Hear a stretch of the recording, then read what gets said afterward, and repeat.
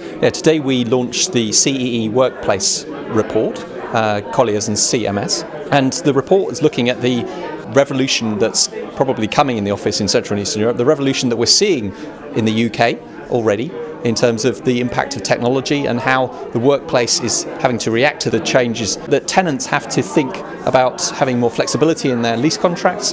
It means also that the onus on the landlord to make the office more relevant, maybe as a meeting place, is certainly spreading as an idea in Central and Eastern Europe. There are a number of trends that are held together with a common thread of flexibility. Flexibility is key to what I need to consider these days. Flexibility for our staff in terms of where they can work from home, a coffee shop, a big large HQ site, their client base.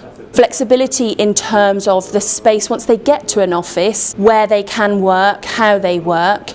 I definitely think we've seen the occupiers putting way more importance in terms of how their workplace functions, how it's designed, etc. Doing a full process and analysis of how they can kind of capture what they want their culture and their office to be, in the sense of how their office is actually designed from the beginning, which is a big and I think a positive step for Central and Eastern Europe. Investors would love to see 15-year-old long-term leases, whereas occupiers want flexibility.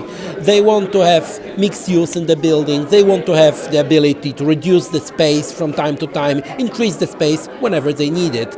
And there's definitely a clash between investors and banks versus the occupiers.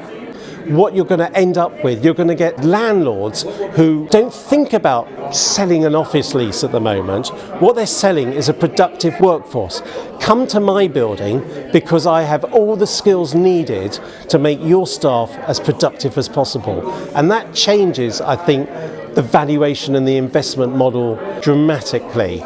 The spread of these new innovations is coming to Central and Eastern Europe. It is behind the UK, but we think that it's going to catch up over the next 2 or 3 years.